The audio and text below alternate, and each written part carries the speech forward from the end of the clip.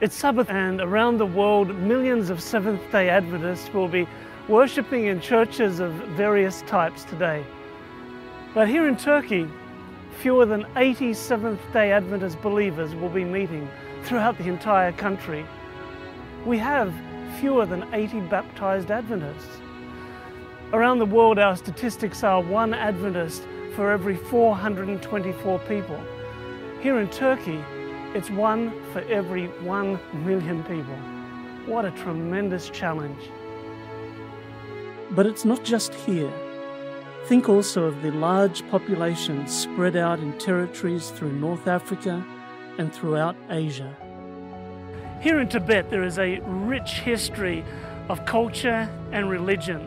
People here are very committed, very spiritual.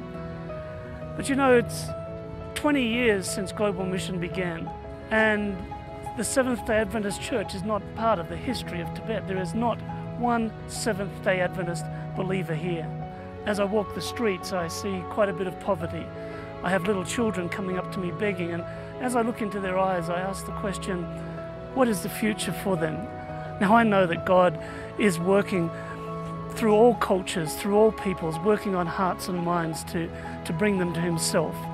But He has called us to share His love. And as I look at Tibet, and as I look at the huge populations all through Asia, the teeming mega cities of people, most of them have never even heard the name of Jesus.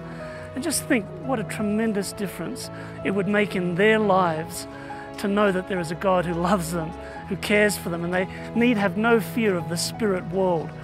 God has a plan, and He's invited each of us to be part of that if we only will say yes.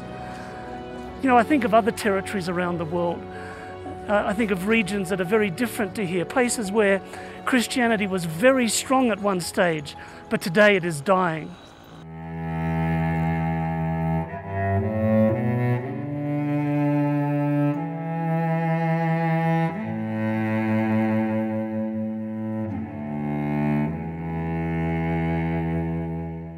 The city of Geneva was one of the most critical cradles of the Protestant Reformation, and it's hard to believe that this city today has become one of the most secularized cities in all of Europe. Behind me is the Reformation Wall that commemorates so many of the leaders of the Reformation who gave their lives, they gave their all for the gospel. And the motto above them, which says in Latin, "After darkness, light," that's what they were fighting for. That's what they were living their lives for, the light of Jesus Christ. And you have to wonder what those reformers would think today, after darkness, light, as we see that Christianity throughout Europe is starting to fade, and that light that those reformers fought for, what is going to be the future? Behind me here in Istanbul, Turkey, is the Bosporus Bridge, bridging the two continents of Europe and Asia. Europe, of course, with its declining Christian population, and Asia with its booming population, 60% of the world's population. But the vast majority of these people groups have never even heard the name of Jesus Christ. So it's great that we celebrate the progress of the church around the world, and we thank God for it. But let's never, ever lose sight of the need to continue praying for, to continue supporting, to continue working for the vast numbers of people who still need to learn about Jesus Christ and the message that we have to share with them.